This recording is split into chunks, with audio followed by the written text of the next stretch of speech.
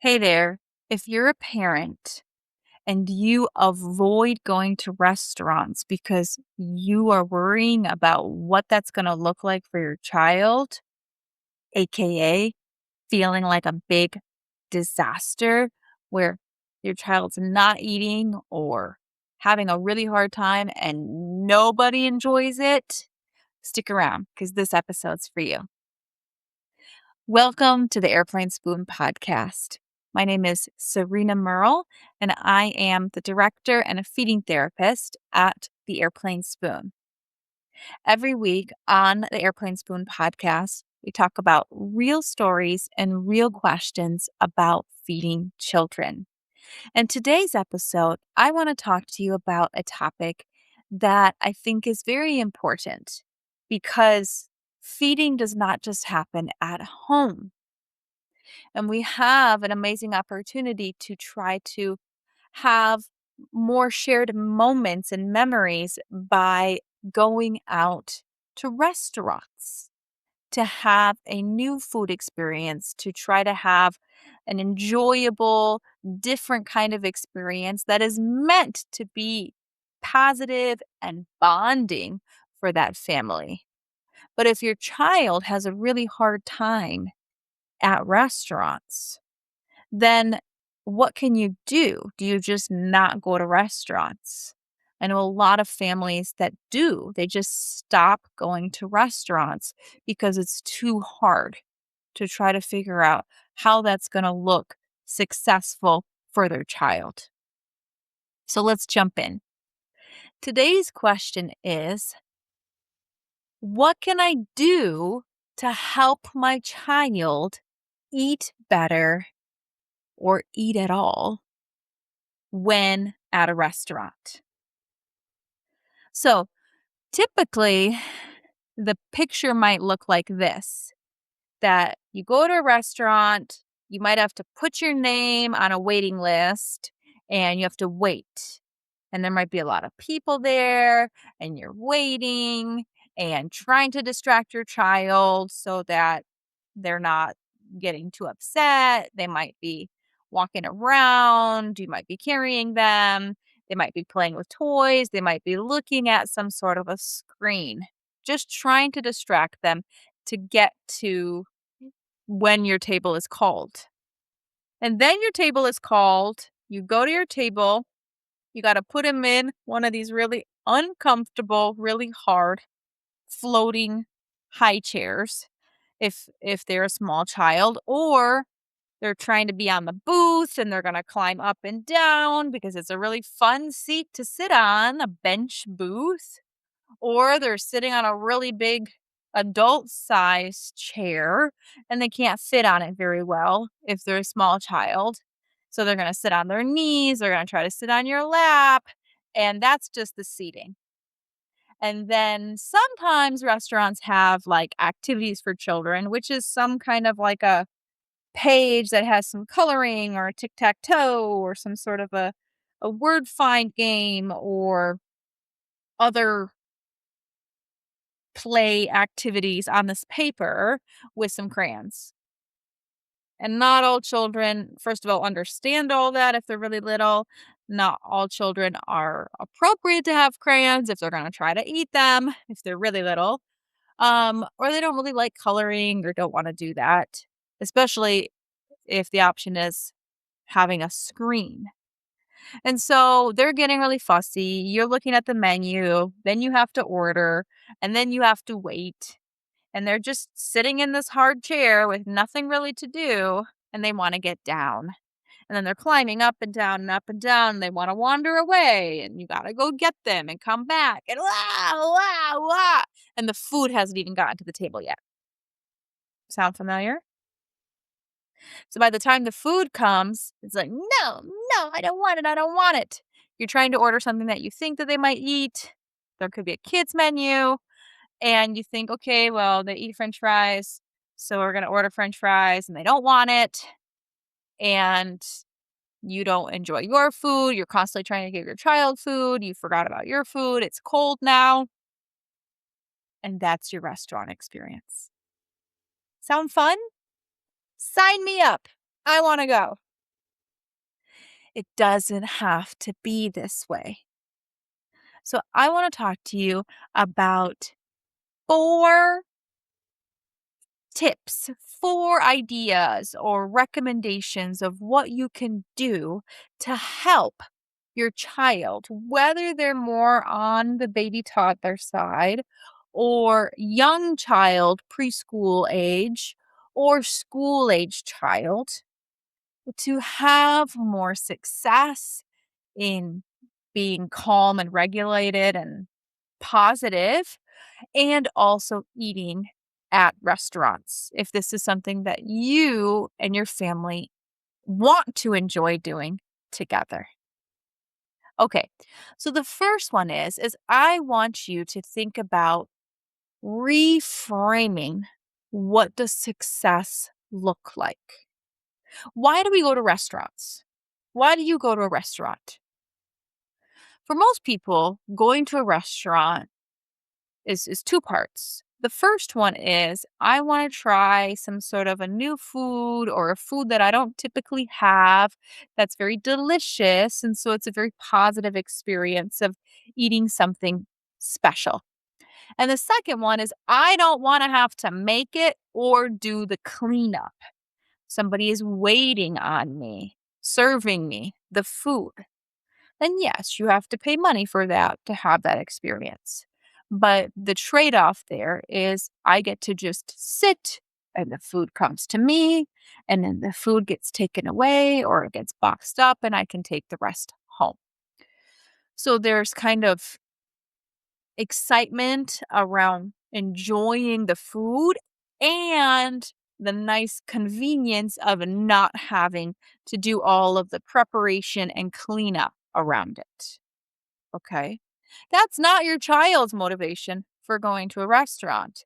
And remember, small children, especially birth to 5, typically, they want sameness.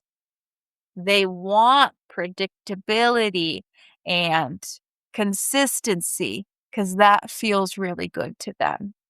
They're not looking for new experiences because they like to have the same experiences over and over and over.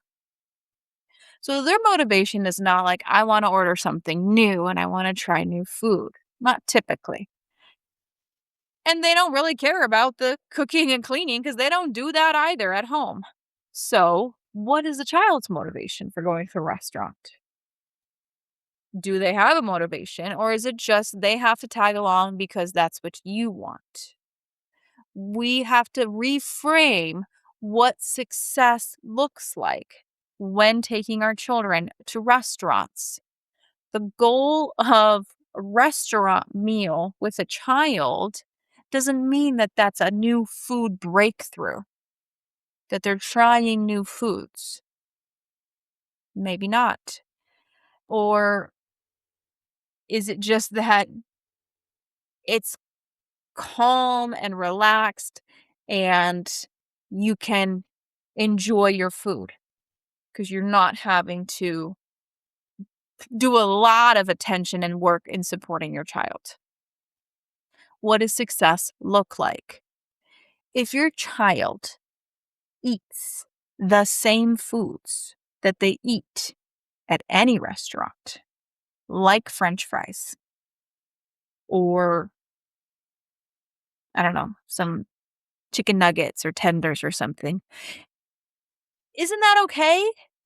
Restaurants' foods aren't typically meant for us to have nutritious and having that be a decision around, what's going to be the best healthy value for our bodies at that time because we have other purposes in that moment.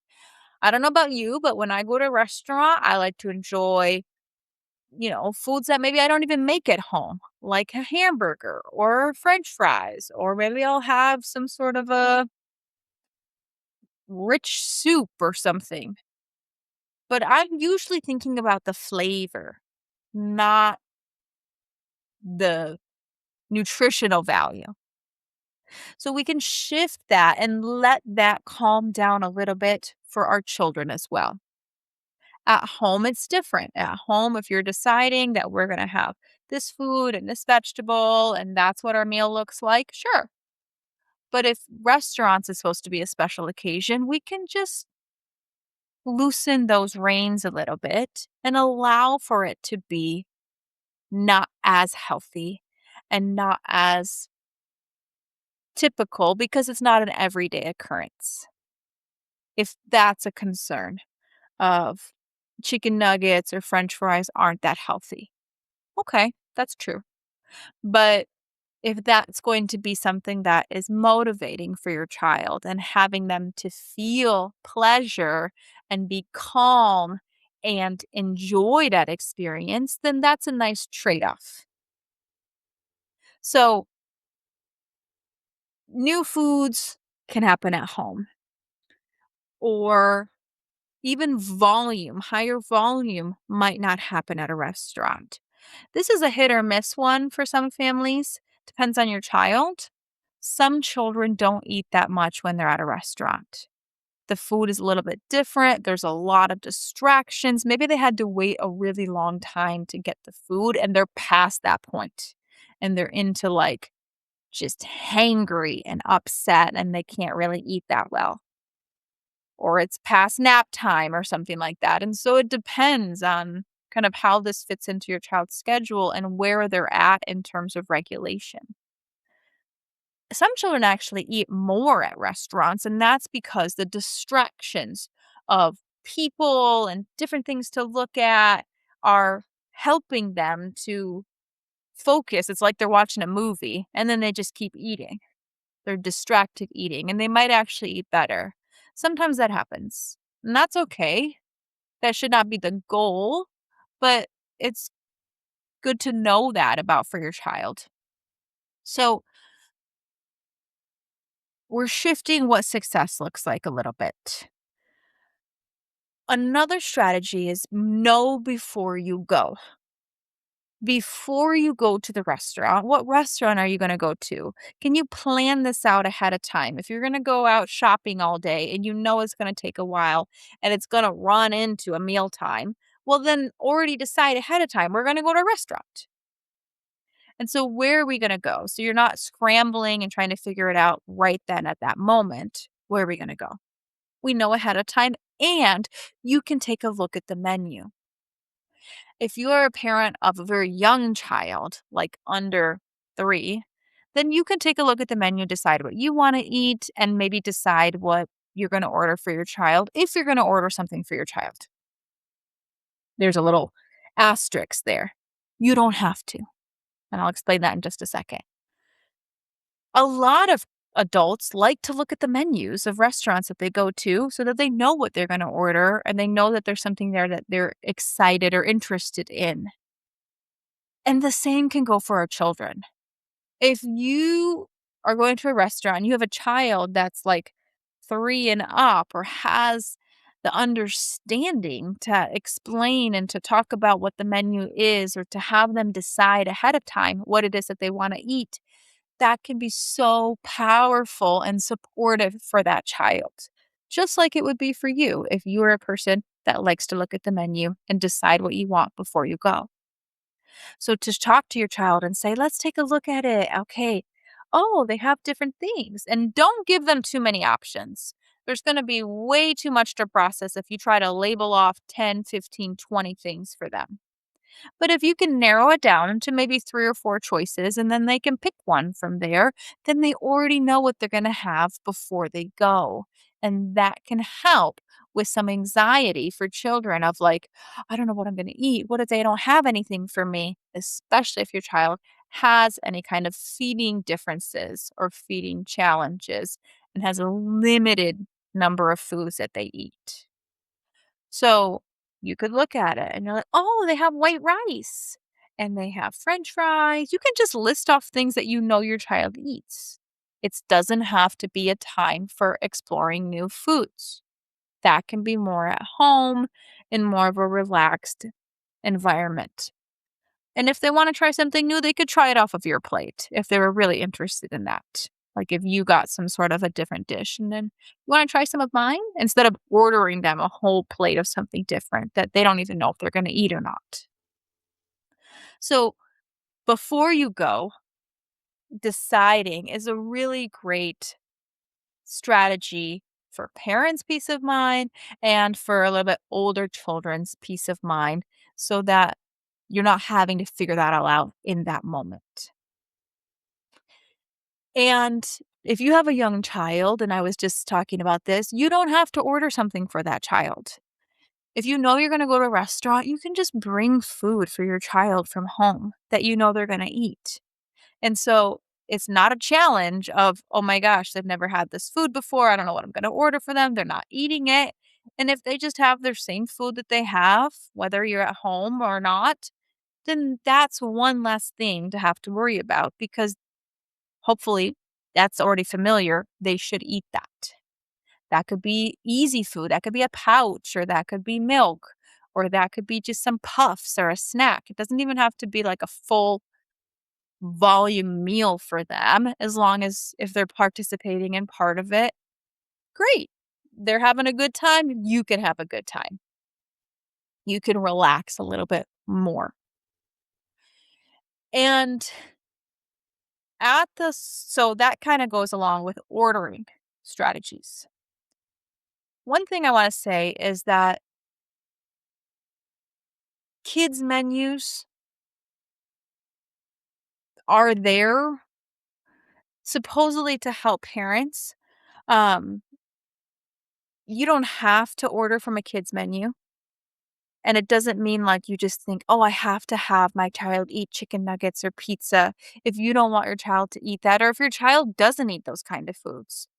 I support a lot of families that come from different countries like China or India or Korea, and maybe they don't eat those kind of foods themselves. And then they go to a restaurant and that's what's on the kids' menu. Well, if your child maybe eats rice, you can order them a side order of rice. It doesn't have to be a full plate or anything like that, but you don't have to order off the kids' menu just because they're a child. And you can order side dishes that's on the extras, or you could share the food that you have and put some on a plate for them and have them try it that way if that is something that is more uh feasible or more in alignment with how the foods that you've given them before. If a portion runs really large, you could split it. If a child gets a big plate of all this new food that they've never seen before, they're likely going to be overwhelmed. The same would happen to you or I. If you give me a big plate of food I have never pictured or seen before in my life, there is a little bit of like, oh, I don't know. I've never had that before. I don't know if I can eat all of that. It's different if you give me a plate of things I like. You give me a big plate of french fries, I'm like, "Yeah, I want that." But big portions and big plates of new foods is overwhelming. So sometimes I like to have it even as like a family style. We could put the foods in the middle. You could have a small empty plate. You can put a little bit on that plate to help them. And then they can have more if they want. And if they want more of the same, that's fine. Remember, we're adjusting our expectations of what success looks like. If success is just eating, then why does it matter if they just want to eat french fries? They're eating. That's great. They're happy. They're keep going. Wonderful. Why would we want to mess up our purpose of having a relaxing and enjoyable night out by trying to get them to eat new things? You don't have to do it there. Don't worry about it. Just let it be easy and fun and calm. That's the purpose of going out to a restaurant, not that it has to be a stressful thing. And another thing is with plates and portion sizes, think about utensils too. Sometimes the utensils can be very big or unfamiliar. And so you could bring some of your utensils if your child is more comfortable with that, or just let them eat with their hands. That's fine. So, the third strategy I want to talk about is at the table. getting to the table. Yes, if you can do a reservation beforehand and then when you get there, it's basically time for your table to be ready, wonderful. If a restaurant doesn't do that and it's a very busy time and you have to do a reservation, can somebody be doing something else with this child and not just sitting and waiting? Because smelling all of the food smells is going to make that child ready or expecting to eat right away. And then they don't eat right away if you're not at a table. And so that makes it a lot harder if you can go out of the restaurant, if there's more than one adult in the party, or you get a text message when it's ready, then you can walk around, or maybe you could do a phone call and say hi to a family member or a friend or something with your child, something that's not in the restaurant because the setting of the restaurant is setting that child up for eating time and they have to wait. And waiting is very hard for children. Like similarly, when you go to the table, again, you go to the table, you sit down, and you have to wait. You wait to order, and then you wait to receive the food. Waiting is hard. So you can do it 2 ways. You could either have some snacks available, so as soon as they sit down, you have some snacks and they could eat that while you're waiting for the food to come. It could be super easy snacks, like some kind of cracker or puffs or little fruit bites or something like that, whatever that your child is happily, successfully eating. Or again, if you have more than one adult in your party, you just don't come to the table yet with your child until the food's there. So you could walk around the restaurant. Again, you could go out and wait. Somebody's ordered the food, but somebody is helping the child. And as soon as the food is at the table, if you don't have a snack or anything like that, then you come back and bloop, plop the child down, child's at the table, and food's right there. I'm in an eating moment. That is really helpful because waiting is hard. So, what can we do to help the waiting? Okay. And the last one I want to talk about is if it doesn't go well, if things start to fall apart, if there is like lots of fussiness and crying, if there's refusal or throwing it on the floor, if it's starting to end in tears, okay, you need to recognize that this is not a positive experience for anybody. And so you can't control that your child's having a hard time in that moment, and maybe that has nothing to do with you or even the restaurant. It could be that they didn't have a nap and they're really tired. It could be that maybe they're starting to come down with a cold and their body is fighting that. And so they're really irritable or they just need to go to bed and start to heal. It could be that somebody said something and they're kind of affected by that at school or something that happened, you know, earlier in the day and they're holding on to that. That they had an expectation it was going to be some way and it didn't and they're upset about that. None of those things we can control. And restaurant experience is meant to be positive. Keep that in mind. You're going to go out to a restaurant, it's supposed to be a good time. And so if it's not a good time, then give yourself permission to leave early if you need to just hold your child in your arms instead of having them sit in the high chair, if that is what's going to help them in that moment. Or if, giving them a screen time is going to help them to calm down in that moment so that you can finish your food, give yourself permission for that. You don't have to have all this pressure of, come on, take a bite, sit in your chair, sit down, take a bite, come on, just try it, just try it, just try it. Nobody's having a good time with all of that. And we don't need to make the stakes any higher. Your children are going through lots and lots of different levels of development. And some days, some things are just harder. And that's okay. That doesn't mean Every restaurant experience is going to look like that. That doesn't mean that you don't try it again or you can't come back to that same restaurant, even if your child is screaming. That's okay. Your child needs you in that moment. So you don't need to be thinking about what does everybody else think. You can just think about how can I support my child in this moment? And if that means leaving and that's going to help your child, do that. Don't worry about anybody else. I give you that permission. Sometimes we're worrying about what do other people think and how does that reflect on our parenting skills. No. If you are a parent, you know children have hard times sometimes. And other people that aren't parents, they don't know. So they have no idea that it can be really hard sometimes. But don't worry about them. Don't think about them. Eating out at a restaurant, whether your child has some feeding challenges or has very selective or restrictive diet in their eating, doesn't mean you have to stay home.